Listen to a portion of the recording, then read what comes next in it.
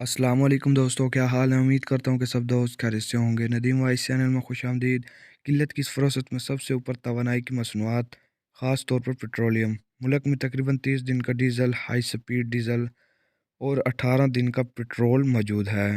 इसके बाद मंसूबा है कि रिफाइनरियों और ऑयल मार्केटिंग कंपनी से पेट्रोलियम मसनूआत दराहम की जाए।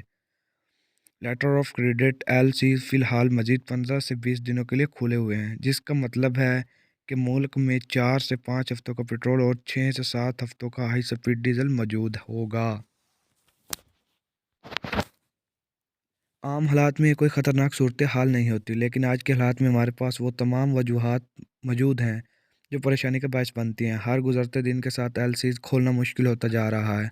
हाल ही में पेट्रोलियम कंपनियों के आला अफसरान को एलसीज़ कायम करने के लिए अपनी ताकत का इस्तेमाल करना पड़ा, लेकिन आगे जाकर इससे भी काम चलता नज़र नहीं आ रहा।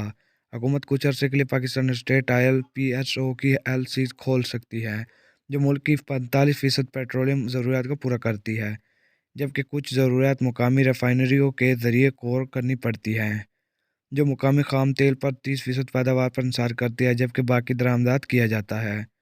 मज़ीद वीडियो के लिए मेरे चैनल को सब्सक्राइब करें। वीडियो अच्छा लगे तो लाइक करें। शुक्रिया। अल्लाह निगहबान।